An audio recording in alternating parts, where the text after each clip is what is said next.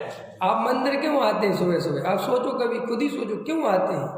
आप एक बार भी मोह के नाश के लिए मंदिर नहीं आते। अगर आप मंदिर मोह के नाश के लिए आए तो आपकी जागृति अलग होगी। ख्याल में देखो, अभी मैं बताता हूँ, अभी स्वाध्याय में आप बैठे हो, आप बीच बीच में गप भी मार लेते हो, बीच बीच में हंस भी लेते हो, लेकिन अभी आपको कोई गंभीर बीमारी हो, मैं तो कहता हूँ कैंसर हो, और कैंसर का सामने डॉक्टर बैठा हो, उदाहरण के लिए, कितनी गप मारोगे, कितने हंसोगे? एक बार भी विकल्प आएगा कि पड़ोसी से बोल ले? ऐसे अटेंशन में सुनोगे कि ये भगवान, ये जिनेंद्र देव कैसे करके ये रोग मेरा ठीक हो जाए, क्या पता ये डॉक्टर क्या बता दे। तो देखो वहाँ गंभीरता आ गई ना अपने यहाँ। और आत्मा के प्रति गंभीरता क्यों नहीं आई? क्यों हंसी मजाक करते हो, क्यों गप करते हो? इसलिए करते हैं कि मैं आत्मा हूँ और मुझे मिथ्यात्व का कोई रोग हुआ है, ये बात अंदर से लगती ही नहीं है। बोलते तो है लेकिन अंदर मिथ्यात्व की पीड़ा कैंसर जैसी सताने लग जाए। क्या कहा मैंने?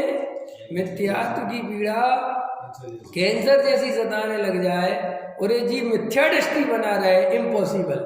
देखो भाई, और गजब की बात बता दे, देह में कैंसर होता है, उसका इलाज जीव के पास नहीं है, क्योंकि देह का परिणमन जीव करा नहीं सकता। कोई डॉक्टर दुनिया का, भागो अमेरिका, भागो लंदन, भागो जापान, भागो जहाँ भागना है भागो, वहाँ पे वो उपचार करे लगे तब वो भी पराधीन है। नहीं समझे? 10 करोड़ दवाई जेब में होना चाहिए, 10 लाख रुपए जेब में होना चाहिए, फिर वो डॉक्टर के पास भागो, है ना? और उसमें भी कोई पता नहीं है कि तुम बचोगे कि नहीं बचोगे। 100% में से 99% तो डॉक्टर भी जानता है कि कैंसर का पेशेंट बचता नहीं है, फिर भी 10 लाख रुपए खर्च कर दो। पराधीन है बिल्कुल भाई, वो डॉक्टर के हाथ में, हमारे हाथ में तो कुछ है नहीं। वो कहेगा कि तुम्हारा पूरा शरीर काटा जाएगा तो भैया काट दो, लेकिन बचा लो। वो कहते हैं पैर काट देंगे, काट दो, हैं? नहीं समझ में आया? बचा लो। हमारे गांव में कहाँ की घटना थी, एक आदमी को अंगूठे का कैंसर हुआ, तो अंगूठे में कैंसर हुआ तो पूरा जो पंजा होता है ना, उसके ऊपर से काट दिया।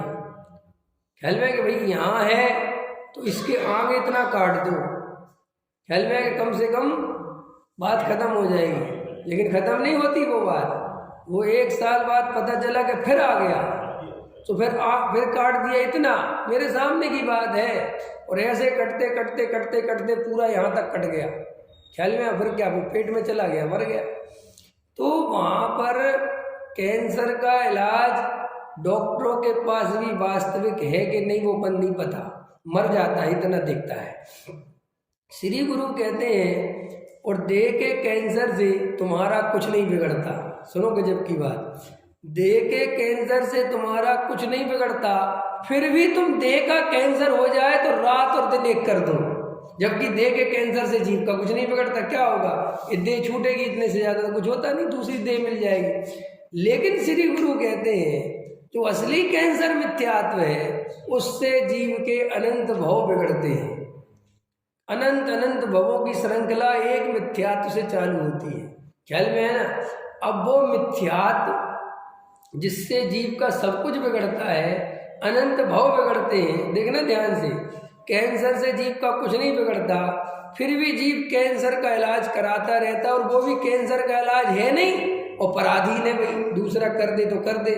अब श्री उस गुरु से हमने पूछा कि महाराज, ये देह का कैंसर तो मिटता नहीं और दुनिया में बड़ी परेशान है, लेकिन जो आत्मा का कैंसर है जिससे इतना नुकसान होता है, उसके लिए किसके पास जाए? उन्होंने कहा इसके लिए किसी के पास नहीं जाना। गजब है ना? और किसी के पास नहीं जाना, और खुद के ही आत्मा की दृष्टि करने से, खुद के ही आश्रय से कैंसर खत्म होता है। मजेदार बात, ख्याल में है? इतनी भयंकर बीमारी खत्म हो जाती है, और किसी के पास नहीं जाना, किसी के हाथ पैर नहीं जोड़ना, कुछ नहीं करना, और अनंत भवों के रोग मिट जाते हैं, अनंत दुख मिट जाता है। उसके मिटाने की, जिसके में किसी के पास नहीं जाना, बैठ के एकांत में तत्व विचार करना। कल भाई साहब से बात हो रही थी, डॉक्टर साहब से भी, सागर जी से, तो वो भी एक आश्रम में गए हुए हैं। तो वहाँ पे ब्रह्मचारी वगैरह को पढ़ा रहे हैं। तो बोले विवेक मैं इनको यही पढ़ा रहा हूँ, यही समझा रहा हूँ कि भैया ये व्रतशील संयम आदि करके ये दयादान व्रत आदि जो भी तुम कर रहे हो ये बहुत बढ़िया बात है। कसाई की मंदता कोई बुरी बात नहीं है और इसके फल में तुम स्वर्ग में भी चले जाओगे, इसमें भी कोई आश्चर्य नहीं है। लेकिन ऐसा होने पर भी तुम 4 गति के परिभ्रमण से दुख से नहीं बच सकते। ख्याल में है कि नहीं है? तो बोले समझा रहा हूँ कि भाई मिथ्यात्व के नाश का उपाय करो। ख्याल में है ना? वो बोले बहुत ईमानदार है, बहुत ईमानदारी से व्रत नियम पालते हैं। तो मैंने उनसे कहा कि साथ में ये भी कहना कि व्रतशील संयम आदि जो पाल रहे हो, जो रोटी का त्याग कर रखा है, घर गृहस्थी का त्याग कर रखा है और सर्दी गर्मी सह रहे हो, ख्याल में इतना समझ लो तप कर रहे हो, इतनी ताकत लगा रहे हो और इससे 4 गति का परिभ्रमण नहीं मिटता। इस शास्त्रों में लिखा हुआ है, आगम में जगह जगह ये बात आई है, ज्ञानियों ने बताया है। फिर इसके आगे उनसे कहना कि जिससे परिभ्रमण करता मिटता है उसके लिए मिथ्यात्व का नाश करना पड़ता है। और सुनो, मिथ्यात्व का नाश व्रतशील संयम आदि से भी सरल है। व्रतशील संयम आदि करना कठिन है, व्रतशील संयम आदि करना सरल नहीं है, ब्रह्मचारी बनना सरल नहीं है, सूखी रूखी रोटी खाना सरल नहीं है, सर्दी गर्मी वर्षा सहना सरल नहीं है, कठिन है, घबराओ मत। लेकिन श्री गुरु कहते हैं मिथ्यात्व का नाश करना इससे कई गुना सरल है। देखो, मिथ्यात्व की कोई शर्त नहीं है कि तुम रोटी छोड़ो, तुम गर्मी सहो, सर्दी सहो, बरसात सहो, कपड़े उतारो, जंगल जाओ, स्त्री पुत्र छोड़ो, कोई शर्त नहीं है। मिथ्या कितना सरल है, नहीं समझ में आया? मुझे एक ब्रह्मचर्य व्रत का पालन करना हो, उसी की चर्चा चल रही है, तो कितनी सारी प्रतिज्ञाएं लेनी पड़ेंगी, कितने व्रत नियम लेने पड़ेंगे, तब जाके वो ब्रह्मचर्य व्रत फलेगा।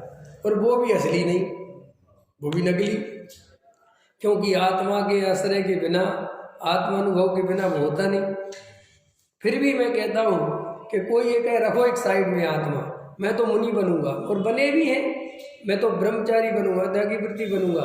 कि देखो तुम जितनी कठिन साधना, जितनी ताकत इस काम में लगा रहे, इसकी जगह बढ़िया 2 टाइम रोटी खाओ, ख्याल में है ना, शांति से बैठो और 3-4 घंटे बैठ के अच्छा तत्व विचार करो। मैं कौन हूँ, मेरा क्या स्वरूप है, ये मैं शरीर हूँ कि नहीं, ये शरीर मेरे अनुसार परिणमन करता है कि नहीं, ये राग द्वेष के परिणाम कहाँ से आते हैं, क्यों आते हैं, ये पर पदार्थों में सुख है कि नहीं, मैं त्याग कर सकता हूँ कि नहीं, मैं कौन हूँ, मेरे भाव क्या चल रहे हैं, इन सब की गहराई में उतरते चले जाओ, उतरते चले जाओ, उतरते चले जाओ। श्री गुरु कहते मिथ्यात्व का नाश हो जाएगा।